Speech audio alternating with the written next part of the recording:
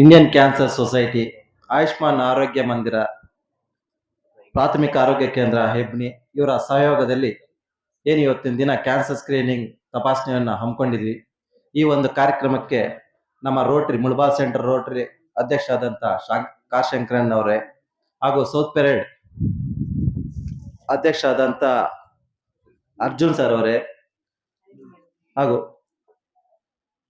Doctor ಆದಂತಹ ಗಾಯನ್ ಕುಮಾರ್ ಅವರೇ, Vaibhavi madam community service director ಆಗಿರ್ತಕ್ಕಂಥ ವೈಭವಿ ಮೇಡಮ್ ಅವರೇ, ಹಾಗೂ ನಮ್ಮ ರೊಟೇರಿಯನ್ ಆದಂತ ಗೊಲ್ಲಳ್ಳಿ ಪ್ರಭಾಕರ್ ಅವರೇ, ಹಾಗೂ ನಮ್ಮ ರಮೇಶ್ PS ಅವರೇ, ಹಾಗೂ ಇಂದಿನ ಸಾಲಿನ ಅಧ್ಯಕ್ಷ ಆದಂತಹ ಶ್ರೀನಿವಾಸ್ ರೆಡ್ಡಿ ಅವರೇ, ಸೀನಿಯರ್ ಮೋಸ್ಟ್ ರೊಟೇರಿಯನ್ ಆದಂತ ಸುದರ್ಶನ್ ಬಾಬುರ್ ಅವರೇ, ರೊಟೇರಿಯನ್ ಆದಂತ ವರದಪ್ಪ ಅವರೇ, ಹಾಗೂ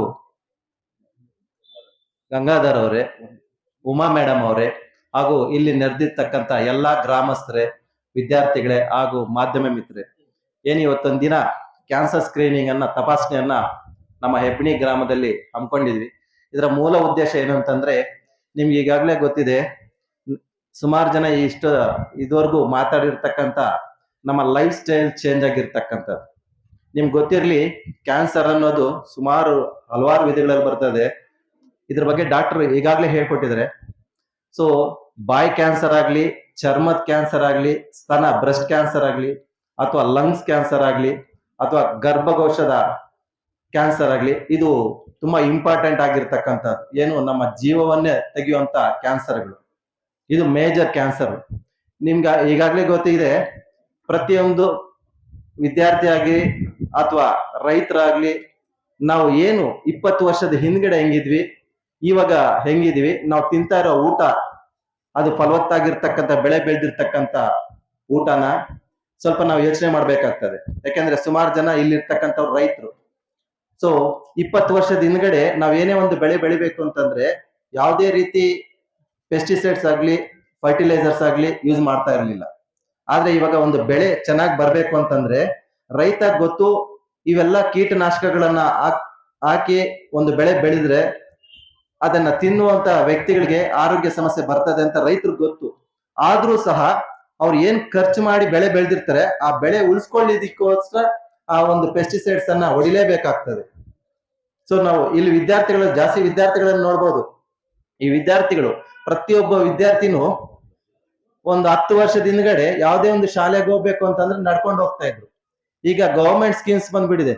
1 ಕಿಲೋಮೀಟರ್ ಇಂದ ಮಕ್ಕಳು ನಡ್ಕೊಂಡು ಹೋಗ್ತಾ ಇದ್ರೆ ಅವ್ರಿಗೆ ಸೈಕಲ್ ಕೊಡ್ರಿ ಅಂತ. ಸೊ ಗವರ್ಮೆಂಟ್ ಕೊಡದೇ ಇದ್ರು ನಮ್ಮ ರೋಟರಿ ಕಡೆಯಿಂದ ಸೈಕಲ್ ಕೊಡ್ತಾ ಇದ್ವಿ. ಇದರಿಂದ ಏನಾಗ್ತದೆ ಅಂದ್ರೆ ವಿದ್ಯಾರ್ಥಿಗಳಿಗೆ ನಡ್ಕೊಂಡು ಹೋಗುವಂತ ಚಾನ್ಸ್ ಕೂಡ ನಾವು ಕೊಡ್ತಾ ಇಲ್ಲ. ನಾವ್ ಮಾಡ್ತಾರೆ ತಪ್ಪು, ಸರ್ಕಾರ ಆಗ್ಲಿ ನಮ್ಮ ರೋಟರಿ ಅವರಾಗ್ಲಿ. ಯಾಕೆಂದ್ರೆ ನಡ್ಕೊಂಡು ಹೋದ್ರೆ ನಮ್ಗೆ ಆಯಾಸ ಆಗ್ತದೆ, ಬಟ್ ಫಿಸಿಕಲ್ ಫಿಟ್ನೆಸ್ ಬರ್ತದೆ. ಮತ್ತೆ ಮಕ್ಕಳು LKG ಇಂದಾನೇ ಪೌಡ್ರು, ಸ್ನೋಗ್ಲು, ಬಾಡಿ ಸ್ಪ್ರೇಗಳು ಇವೆಲ್ಲ ಹಚ್ಕೊಳ್ತಾ ಇದ್ವಿ. ಏನಂತಂದ್ರೆ ಬರ್ತಕ್ಕಂತ ಪೌಡರ್ ಆಗ್ಲಿ, ಕಾಸ್ಮೆಟಿಕ್ಸ್ ಆಗ್ಲಿ, ಲಿಪ್ಸ್ಟಿಕ್ಗಳಾಗ್ಲಿ ಅಥವಾ ಬಾಡಿ ಸ್ಪ್ರೇಗಳಾಗ್ಲಿ, ಇವೆಲ್ಲ ಕ್ಯಾನ್ಸರ್ಗೆ ಮೂಲ ಕಾರಣ.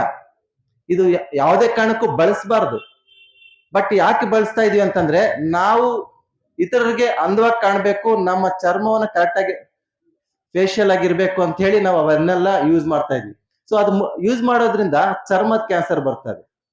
ಹಿರಿಯರು ಯಾರೆಲ್ಲ ಇಲ್ಲಿ ಹಿರಿಯರಿದ್ದಾರೆ, ಸುಮಾರು ಜನ ಆಲ್ಕೋಹಾಲಿಕ್ ಇರ್ತಾರೆ, ಜೊತೆಗೆ ಎಲೆ ಅಡಿಕೆ, ಪಾನು ಇವೆಲ್ಲ ಹಾಕುವಂತವ್ರು ಇದ್ದಾರೆ.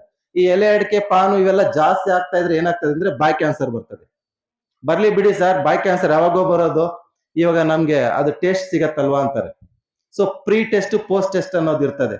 ಏನಂತಂದ್ರೆ ಕ್ಯಾನ್ಸರ್ ಮುಂಚಿತವಾಗ್ಲಿ ನಾವೇನ್ ಟೆಸ್ಟ್ ಮಾಡ್ಸಿರ್ತೀವಿ, ನಾವು ಅದ್ರ ಬಗ್ಗೆ ಅರಿವಿದ್ರು ನಾವು ಅದನ್ನ ಲೆಕ್ಕಕ್ಕೆ ತಗೊಳ್ಳೋದಿಲ್ಲ.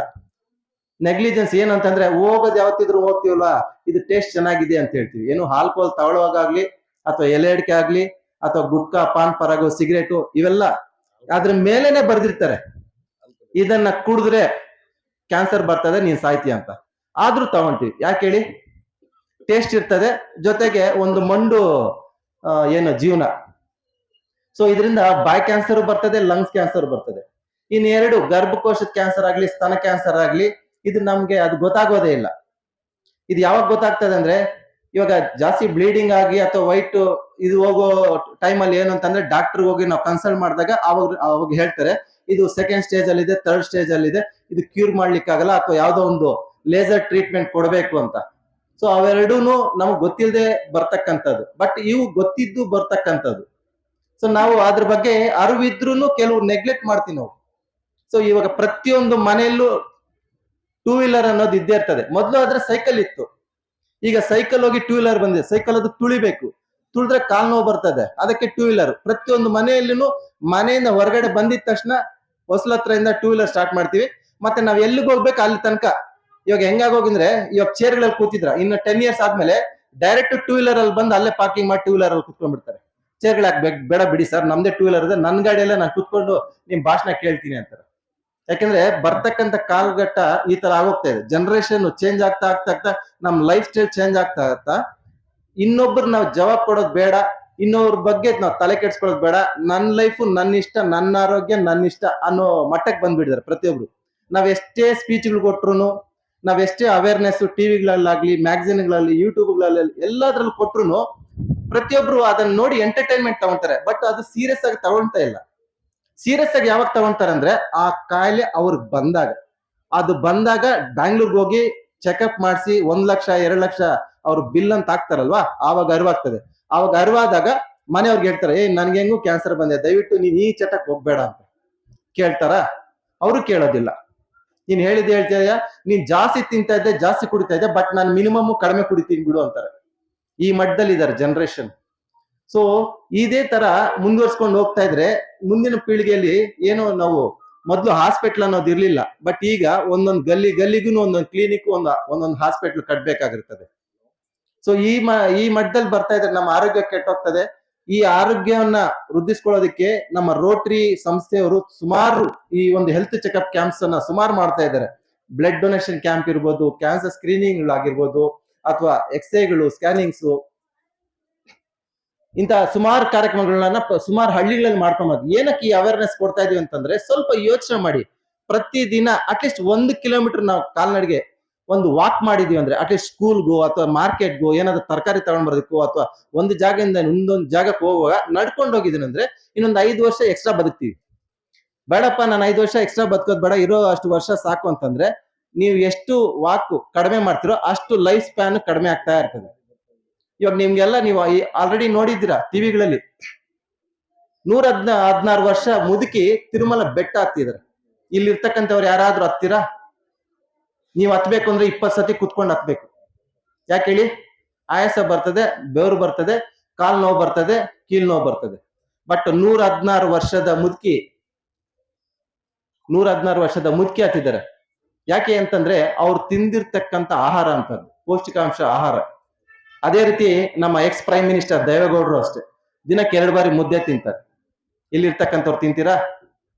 ಯಾಕೆ ನಾವು ತಿನ್ನೋದಿಲ್ಲ ಅಂತಂದ್ರೆ, ನಮ್ಗೆ ಏನಿದ್ರು ಬಿಸಿ ಬಿಸಿ ಹೋಟೆಲ್ ಫುಡ್ ಆಗ್ಲಿ, ಬೇಕರಿ ಫುಡ್ಗಳು ತಿಂದು ಅಭ್ಯಾಸ ಆಗೋಗಿ ನಮ್ಮ ಆರೋಗ್ಯನ ನಾವು ಕಡಿಮೆ ಮಾಡ್ಕೊಳ್ತಾ ಇದೀವಿ, ಮಾಡ್ಕೊಳ್ತಾ ಇದೀವಿ. ಸೊ ಈ ಒಂದು ಮೂಲ ಉದ್ದೇಶ ಏನಪ್ಪಾ, ಈ ಒಂದು ಇವತ್ತಿನ ದಿನ ಶಿಬಿರವನ್ನು ಇಟ್ಕೊಂಡಿದೀವಿ ಅಂದ್ರೆ, ಈ ಒಂದು ಕ್ಯಾನ್ಸರ್ ಸ್ಕ್ರೀನಿಂಗ್ ಕ್ಯಾನ್ಸರ್ ತಪಾಸಣೆ ಮಾಡ್ಕೊಳ್ಳೋದು. ಪ್ರತಿಯೊಬ್ರು ಇದೊಂದು ಟೆಸ್ಟ್ ಮಾಡಿಸ್ಕೊಳ್ಳಿ ದಯವಿಟ್ಟು. ಟೆಸ್ಟ್ ಮಾಡಿಸ್ಕೊಂಡಾಗ ಏನಾಗುತ್ತೆ ಅಂದ್ರೆ, ಅದು ಫಸ್ಟ್ ಸ್ಟೇಜ್ ಅಲ್ಲಿ ಇದೆಯಾ, ಸೆಕೆಂಡ್ ಸ್ಟೇಜ್ ಅಲ್ಲಿ ಇದೆಯಾ, ಅಥವಾ ನಿಮ್ಗೆ ಏನು ಪ್ರಾಬ್ಲಮ್ ಇಲ್ಲ ಅನ್ನೋದನ್ನ ತಿಳಿಸ್ಕೊಡ್ತಾರೆ. ಜನ ಭಯ ಪಟ್ಟಿದ್ದಾರೆ. ಏನಂತಂದ್ರೆ, ಏನಾದ್ರೂ ಚೆಕಪ್ ಮಾಡಿಸ್ಕೊಂಡ್ರೆ ಯಾವ ಡಾಕ್ಟರ್ ಏನ್ ಸುಳ್ಳು ಹೇಳ್ಬಿಡ್ತಾರೋ, ನನ್ಗೆ ಇಲ್ದೇ ಇರೋ ಕಾಯಿಲೆನ ಗುರ್ತಿಸ್ಬಿಡ್ತಾರೋ ಅನ್ನೋ ಭಯ ಪಡ್ತಾ ಇದಾರೆ. ಇವಾಗ ಭಯ ಪಟ್ಟು ನೀವೇನು ಹಿಂದೆ ಹೋಗ್ತಿರೋ, ನೆಕ್ಸ್ಟ್ ಫ್ಯೂಚರ್ ಅಲ್ಲಿ ಅದೇ ತಪಾಸಣೆ ಮಾಡಿದಾಗ ಅದು ಸ್ಟೇಜ್ ಮೀರೋಗ್ಬಿಟ್ಟಿದ್ರೆ ಜೀವ ಕಳ್ಕೊಬೇಕಾಗ್ತದೆ. ಆದ್ರಿಂದ ದಯವಿಟ್ಟು ಪ್ರತಿಯೊಬ್ರು ಯಾರು ಇಲ್ಲೆಲ್ಲ ಎಬ್ನಿ ಗ್ರಾಮಸ್ಥರಾಗ್ಲಿ, ಸುತ್ತಮುತ್ತಲು ಗ್ರಾಮಸ್ಥರು ಬಂದಿದ್ದೀರಾ, ದಯವಿಟ್ಟು ನೀವು ಈ ಒಂದು ಕ್ಯಾನ್ಸರ್ ಸ್ಕ್ರೀನಿಂಗ್ ತಪಾಸಣೆಯನ್ನು ಮಾಡ್ಕೊಂಡು ನೀವು ಎಷ್ಟು ಆರೋಗ್ಯವಾಗಿದ್ದೀರಾ ಅಂತ ಡಾಕ್ಟರ್ ಹತ್ರ ತಿಳ್ಕೊಳ್ಳಿ. ಇಷ್ಟು ಹೇಳ್ತಾ ಈ 2 ಮಾತು ಮಾತಾಡ್ಲಿಕ್ಕೆ ಅವಕಾಶ ಕೊಟ್ಟಿರ್ತಕ್ಕಂಥ ತಮ್ಮೆಲ್ಲರಿಗೂ ವಂದಿಸ್ತಾ ಈ 2 ಮಾತು ಮುಗಿಸ್ತೇನೆ. ಜೈ ಹಿಂದ್, ಜೈ ಕರ್ನಾಟಕ ಮಾತು.